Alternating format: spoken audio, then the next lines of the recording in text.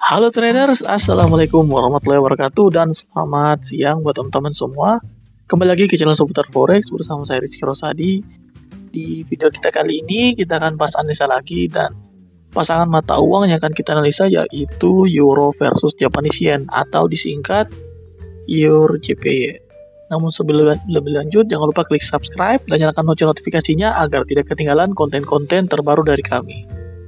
Oke, kita langsung masuk ke analisanya. Teman-teman bisa lihat untuk strukturnya sebenarnya ini adalah trending ya. Kenapa? Karena sebelumnya dia sideways. Teman-teman bisa lihat dari bulan Agustus nih bottomnya ya, supportnya, dan ini resistennya. Kalau bottom di sekitar 128-an, nah kalau di resistennya 133. Harga sideways dan ini udah break. Jadi breaknya ini cukup bagus dan ini cukup kuat pushnya.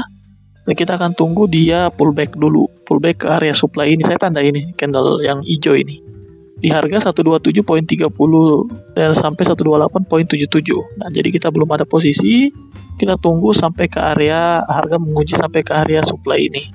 Area supply ini yaitu kita tunggu recent daily yang valid ya bearish, yaitu salah satu di antara dua, antara bearish engulfing atau pin bar yang sudah mau panjang. Ini nggak perlu saya ini ya, karena engulfing teman-teman sudah pada tahu ya, engulfing contohnya seperti ini dan spin bar contohnya seperti ini, jadi shadow atas yang panjang.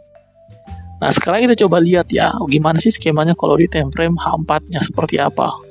Nah ini saya coba lihatkan. Jadi ketika harga ini naik kan berarti bentuknya gelombang. Kalau di daily kan mungkin bentuknya jadi candlestick ya, mungkin 3 candlestick atau mungkin 5 candlestick naik sampai ke area supply ini.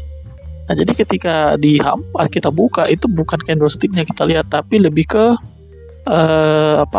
gelombangnya, gelombang naik kayak gini. Misalnya ini kan saya tarik satu, ini naik, kemudian turun, pullback, naik lagi, turun. Nah, ketika dia sudah menguji ke area supply ini di 127.30 sampai 128.77, maka kita tunggu pertama recent daily yang valid dulu. Berarti kan ketika dia naik akan ada pergerakan turun yang kuat. Seller tiba-tiba masuk dengan kuat. Kenapa? Karena bearish engulfing kan pergerakannya minimal harus sama dengan harga open hari sebelumnya. Ini kan pergerakannya cukup kuat. Sedangkan ini kan sebenarnya dari tren naik kan H4-nya. Bisa jadi break low sebelumnya, atau bisa jadi sama rata double bottom, atau bisa lebih tinggi ya dari sebelumnya. Tapi intinya adalah daily-nya harus clear dulu antara bearish engulfing atau pin bar di daily-nya.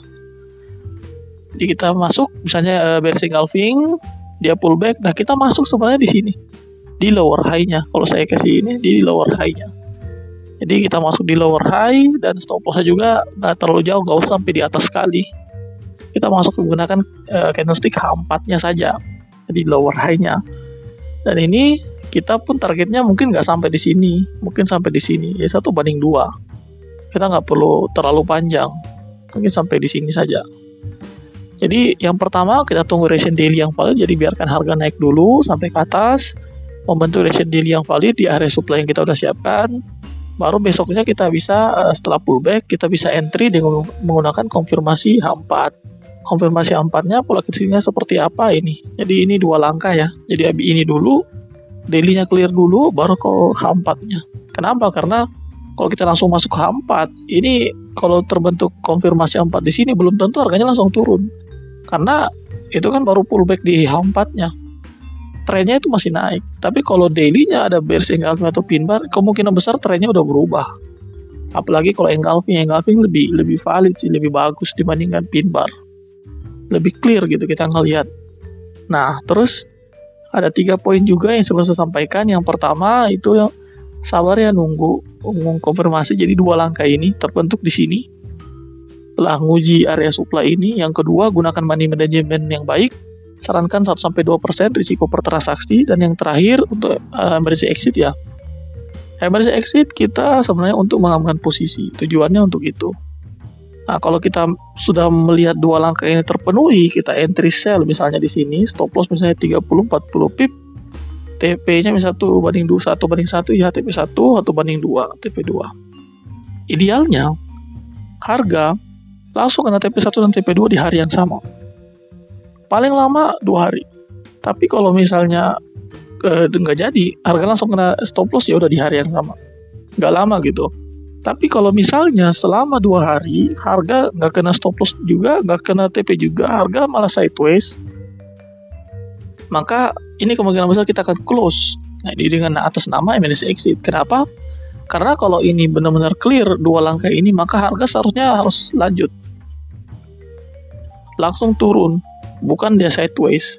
Kayaknya kita didukung dengan adanya bentuk pola ya. Kalau terbentuk pola candlestick reversal, contoh bullish engulfing atau pin bar yang shadow bawah panjang atau bullish inside bar, maka posisi kita close. Berarti sellernya ini nggak kuat.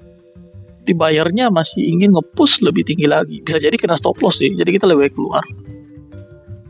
Jadi kita melihat bagaimana kecenderungan harga setelah menguji ke area supply ini. Baik, mungkin itu saja yang bisa saya sampaikan. Kurang lebihnya mohon maaf. Terima kasih. Assalamualaikum warahmatullahi wabarakatuh.